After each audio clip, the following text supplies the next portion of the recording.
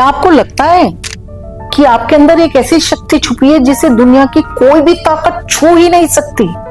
न आग, न पानी, न हवा, न तलवार। क्या आप यकीन करेंगे? आज के श्लोक में श्री कृष्ण ऐसा ही रहस्य बताते हैं, जो सुनकर आप अपनी कमजोरियों को नई नजर से देखेंगे। दूसरे अध्याय का 23वां श्लोक। नैनम छिन्दन्ति शस्त्राणि नैनम दहति पावकः न चैनम क्लेदयन्त्यापो न शोष्यति मारुतः।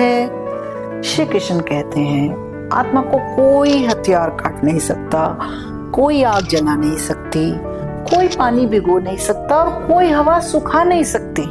यानी तुम शरीर नहीं हो, उससे भी कहीं ज्यादा गहरे हो।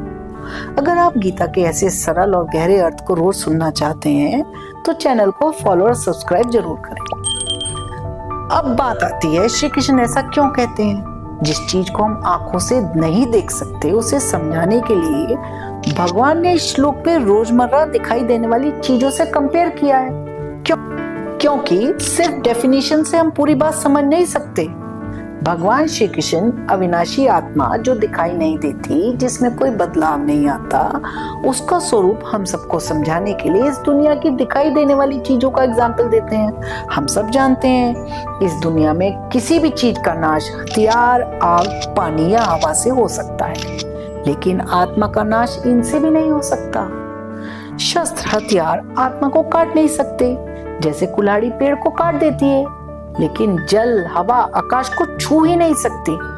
वैसे ही स्थूल यानी ग्रॉस चीज सूक्ष्म यानी माइक्रो को नहीं काट सकती, और आत्मा आकाश से भी ज्यादा सूक्ष्म है, इसलिए उसे कोई हथियार छू ही नहीं सकता। आग आत्मा को नहीं जला सकती, आग दूसरों को जला सकती है, लेकिन अपने खुद ही धर्म का, अपने ही स्वरूप का नाश कभी नहीं कर सकती। वह आकाश में मौजूद चीजों को तो जला सकती है, लेकिन आकाश को नहीं। तो फिर आकाश से भी अति सूक्ष्म आत्मा को कैसे जला सकती है?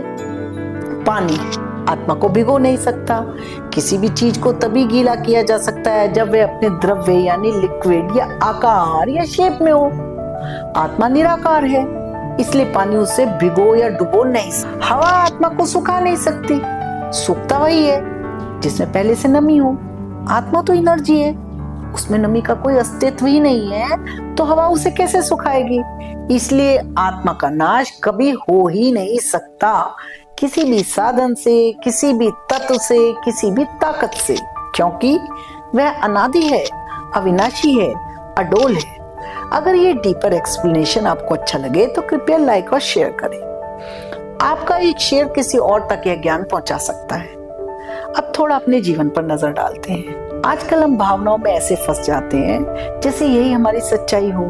ओवर थिंकिंग करके हम अपने आप को जलाते रहते हैं, सदमे में हम डूब जाते हैं। लोगों की बातें, ताने, रिजेक्शन हमें अंदर से काट देते हैं। लेकिन श्री कृष्ण कहते हैं यह सब हमारे मन में होता है, आत्मा में नहीं। मन टूटता है, बदलता है, डरता है, लेकिन आत्मा नहीं। इसलिए इंसान चाहे जितना भी गिर जाए फिर भी उठ जाता है, क्योंकि उसके भीतर का एक हिस्सा सदा अछूता, अडोल और अविनाशी रहता है। श्री कृष्ण जैसे कह रहे हैं, तुम्हें कोई तोड़ ही नहीं सकता, तुम बस अपने असली स्वरूप को भूल गए हो। एक बार फिर से पाठ करते हैं। नैनम छिन्दन्ति शस्त्राणि नैनम दहति पावकः न चैनम क्लेदयन्त्यापो न शोष्यति मारुतः। जब भी जिंदगी में तुम्हें लगे कि अब और नहीं सह पाओगे तो इस श्लोक को याद कर लेना। तुम वह नहीं हो जिसे दुनिया चोट पहुंचाती हो, तुम तो वह हो जिसे कोई छू ही नहीं सकता, चोट पहुंचा ही नहीं सकता। तुम टूटे नहीं हो, तुम बस यह भूल गए हो कि तुम अटूट हो। अगर ये वीडियो आपके दिल को छू गया हो तो कमेंट करें मैं अटूट हूँ, और इसे लाइक और शेयर करें किसी ऐसे व्यक्ति तक जो दर्द में अकेला महसूस कर रहा हो। गीता का ज्ञान हर शंका का समाधान। जय श्री कृष्ण।